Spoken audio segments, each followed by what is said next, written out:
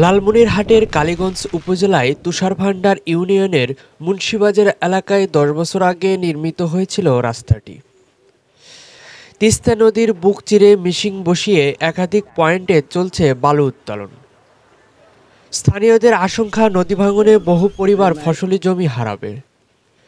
Machine বসিয়ে রাত দিন চলছে অবৈধ বালু উত্তোলন, আর সেই বালু দিয়েই আবাদি জমির উপর নির্মাণ করা হচ্ছে নতুন রাস্তা। সম্প্রতি মানববন্ধন করেন স্থানীয়রা। তারা জানান, আমাদের নিষেধাজ্ঞা উপেক্ষা করে জোর করে বালু উত্তোলন করছে, এতে আমাদের ফসলি জমি, বসতবাড়ি নষ্ট হচ্ছে।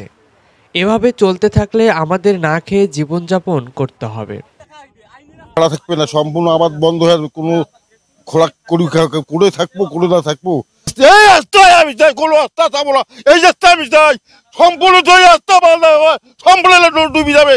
তাহলে কোনো আবাদ করতে পারবো না, আমি না খাই আমাদের বাচ্চা কোথাও মারা যাবে। নামি গেছে, এখন পাশাপাশি যদি ওই রাস্তাটা বাস্তবায়ন হয় তাহলে আমরা পানিবন্দী হয়ে থাকবো, ঘর থেকে বাইরে হতে পারবো না। অতএব আমার অনুরোধ, যে ব্রিজ আছে এই ব্রিজ বহল থাক, অন্য অন্য রাস্তা কেন ওদের অসুবিধা হয়, ওই রাস্তাটা আনি এই রাস্তায় যোগ দেওয়ার পর এই পাশে চলাচল করবে।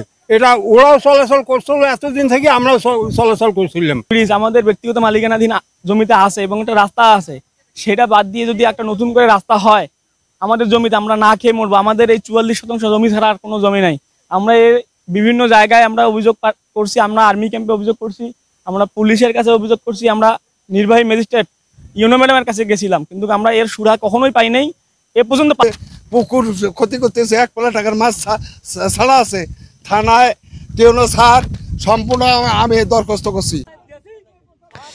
এ বিষয়ে কালীগঞ্জ উপজেলা নির্বাহী কর্মকর্তা জাকিয়া সুলতানা বলেন, খোঁজখবর নিয়ে দ্রুত ব্যবস্থা গ্রহণ করা হবে। যতদূর জেনেছি যে কোনো বালু ব্যবসায়ী এইটার ইন্ধনের রাস্তা তৈরির একটা পায়তারা চলছে।